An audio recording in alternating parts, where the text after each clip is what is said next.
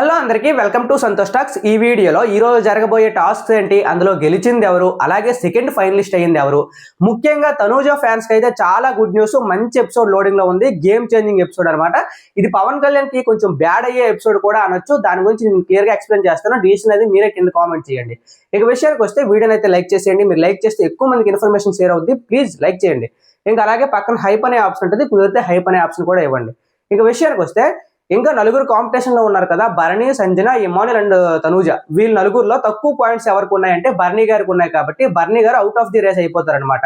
So ఆ episode తర్వాత అయిపోయిన తర్వాత ముగ్గురే ఉంటారు, Tanuja, Emmanuel and Sanjana.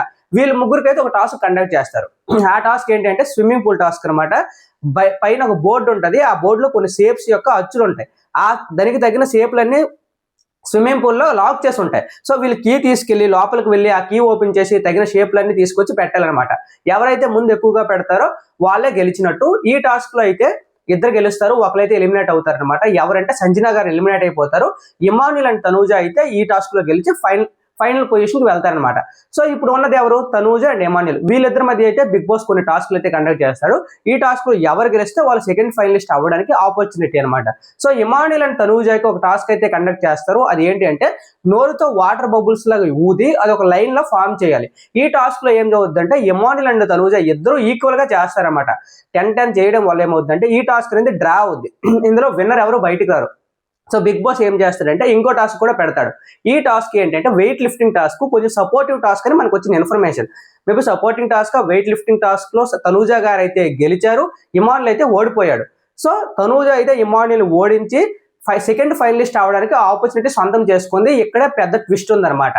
So ఆ ట్విస్ట్ ఏంటి అంటే తనూజ గారు మాస్టర్ మైండ్ అనేది ఇక్కడ బయటకు వచ్చింది. ఆ మాస్టర్ మైండ్ కన్నింగ్ మైండ్ గా మారుతుందా, లేకపోతే అది పాజిటివ్ గా వెళ్తుందా అనేది మనం ఎపిసోడ్ చూసి జడ్జ్ చేద్దాం. ఎందుకంటే లీక్స్ బట్టి మనం జడ్జ్ చేయలేం, కొన్నిసార్లు అవి రైట్ అవ్వచ్చు, రాంగ్ అవ్వచ్చు. కాబట్టి ఆ తనూజ గారి మాస్టర్ మైండ్ ఏంటి అంటే అందరికంటే ముందుగా గెలిచి ఎక్కువ పాయింట్స్ సొంతం చేసుకున్న టాప్ లో ఉన్న తనూజ అయితే బిగ్ బాస్ కన్ఫెషన్ రూమ్ లోకి పిలుస్తాడు. కన్ఫెషన్ రూమ్ లోకి పిలిచి ఒక ఆపర్చునిటీ ఇస్తాడు అనమాట. ఏంటంటే మీ దగ్గర ఉన్న ఎక్కువ మనీ, అంటే ఆ మొత్తం మనీ ఉంటాయి కదా, ఆ మనీ మీరు తీసుకుంటారా, లేకపోతే మీరు గెలిచినందుకు సెకండ్ ఫైనలిస్ట్ అయ్యి ఇమ్యూనిటీ పొందుతారా అని బిగ్ బాస్ అడుగుతాడు. బిగ్ బాస్ అడగగానే తనూజ ఏం చేస్తంటే నాకు మనీ వద్దు, ఇమ్యూనిటీ వద్దు, నేను ఆడియన్స్ ఓట్స్ నాకు బ్యాంక్ కావాలి, ఆడియన్స్ ఓట్ బ్యాంక్ కావాలి, నేను ఆడియన్స్ ఓట్స్ త్రూనే ఫైనల్కి వెళ్ళాలనుకుంటున్నాను, నాకు ఇమ్యూనిటీ వద్దు, మనీ వద్దు అని చెప్పేస్తుంది. అదే విధంగా నాకు ఒక లీస్ట్ ఓటింగ్ వచ్చి నేను వెళ్ళిపోయినా పర్లేదని చెప్పుద్ది అనమాట. అంటే దీన్ని బట్టి ఏమర్థమైంది, తనూజకి ఆల్రెడీ తెలుసు టాప్ లో ఉందని, ఓటింగ్ బట్టి సేవ్ అయిపోద్దని తెలుసు. ఒకవేళ మనీ తీసుకుంటే అది నెగిటివే, మనీ అవసరం లేదు. ఇమ్యూనిటీ తీసుకుంటే బాగుండేది. ఎందుకంటే ఇన్ని రోజులు పోరాడి ఒక్కొక్కరిని నువ్వు తొలగించి ఎవరికి దక్కకుండా చేయడం, అంటే ఎవరికంటే ముందు నేను ఉండాలి, నేను గెలవాలనుకుని కోరుకుని అక్కడి వరకు వెళ్ళి నీకు వచ్చిన ఆపర్చునిటీ వద్దు అన్నావు అనుకుంటే ఆ టాస్క్ లో ఓడిపోయింటే నీ బదులు ఇంకొకరికి ఇమ్యూనిటీ వచ్చేది కదా. అక్కడ వరకు వెళ్ళి ఇమ్యూనిటీ వద్దనేయడం నాకైతే నెగిటివ్ అనిపించింది. దాన్ని నేను ఇప్పుడు జడ్జ్ చేయను, కింద కామెంట్స్ పెట్టకండి.